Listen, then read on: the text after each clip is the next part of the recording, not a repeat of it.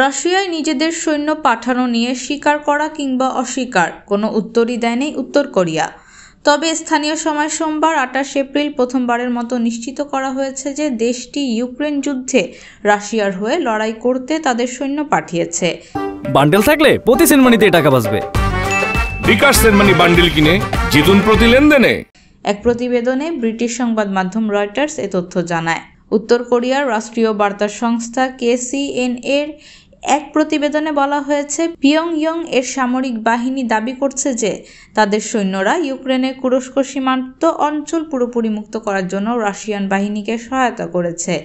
দেশটির নেতা Kim Jong উনের নির্দেশে এটি করা হয়েছে বলে ওই প্রতিবেদনে উল্লেখ করা হয়। রাশিয়ার চিফ অফ স্টাফ ভ্যালেরি উত্তর কোরিয়ার সৈন্যদের বীরত্বের প্রশংসা করার পর উত্তর কোরিয়ার পক্ষ থেকে ওই প্রতিক্রিয়া এসেছে। মস্কো এই প্রথম প্রকাশ্যে উত্তর কোরিয়ার সেনাদের অংশগ্রহণ স্বীকার করেছে। তিনি একই সাথে দাবি করেছেন, ইউক্রেনের পশ্চিমাঞ্চলীয় কুরস্ক অঞ্চলের উপর নিয়ন্ত্রণ পুনঃপ্রতিষ্ঠা করেছে রাশিয়া।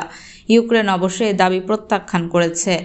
উত্তর কোরিয়া এবং পশ্চিমা গোয়েন্দা সংস্থাগুলো দীর্ঘদিন ধরেই বলে আসছিল যে পিয়ংইয়ং গত বছর কুরস্ক অঞ্চলের সৈন্য পাঠিয়েছে। KCNA বলেছে, ওই সৈন্য মোতায়েনের সিদ্ধান্ত হয়েছে পিয়ংইয়ং ও মস্কোর মধ্যে পারস্পরিক প্রতিরক্ষা চুক্তির আওতায়।